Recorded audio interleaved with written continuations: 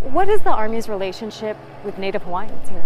Here at PTA, we have a strong relationship with Native Hawaiians. We have the utmost respect for the community here, the cultural and the history. There are some Native Hawaiians who say that this is their sacred land and that the Army being here has desecrated and polluted it. How do you respond to that? I understand their concerns and I listen to them, and I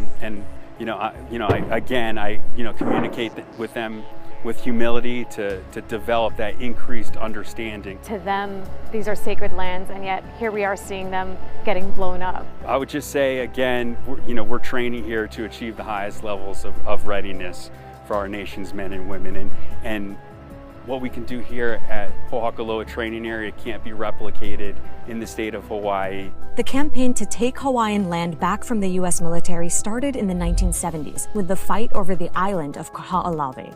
The Navy had turned the island into a bombing range in 1941, following Japan's attack on Pearl Harbor, and virtually destroyed the island's ecosystem. She is not a barren rock that should be used as a target for military bombing practices in the name of national defense. After decades of pressure, the Navy withdrew in 1994. The fight for Kaho'olawe inspired many Kanaka Maoli to reclaim their traditions and their lands, like here in the Makua Valley on the island of Oahu. Generations of Native Hawaiians lived here up until the 1940s, when the U.S. Army forced the 3,000 residents to leave so it could use the land for target practice.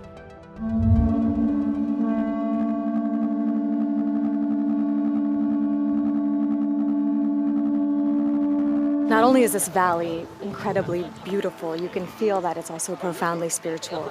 And to think that it was just a matter of years ago that the U.S. Army was actively bombing it, it's hard to imagine. Activists with the group Malama Makua sued the Army and in 2004 successfully got it to stop live fire training here. Now, the group is allowed to visit the valley, but only twice a month.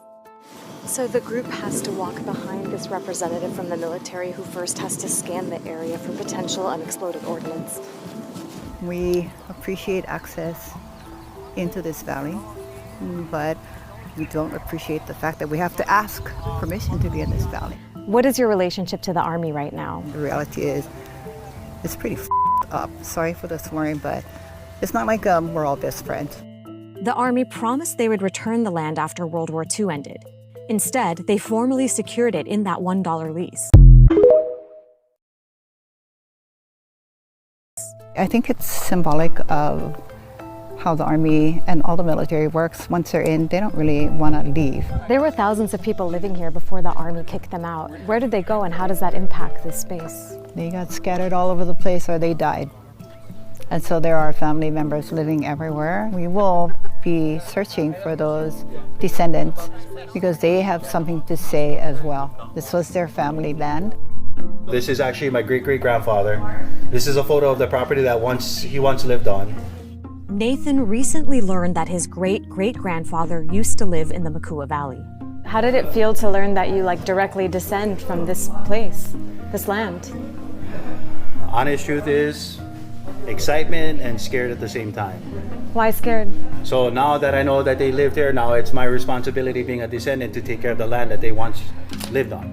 And that's how the land works, It's passed down generation to generation, and everybody's job that lives there is to take care of that place. Is 2 days a month enough? Nope, not enough. I try to come down here at least 7 days a week. I'm always outside the gate 2 days out of the month, then I get to come inside the gate, legally. What are you doing when you're just outside the gate? I spend a lot of time at the beach side, listening to the valley, listening to nature, because sometimes if you come down here at night, when the breezes come through the valley, you can actually hear voices, hear things. It's kind of like, imagine what life would be like back in those days.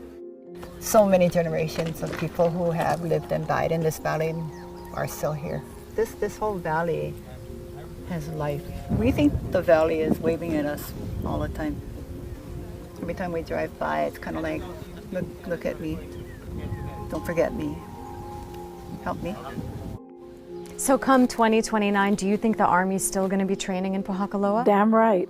They're going to keep doing it unless we get rid of them and bring our land back.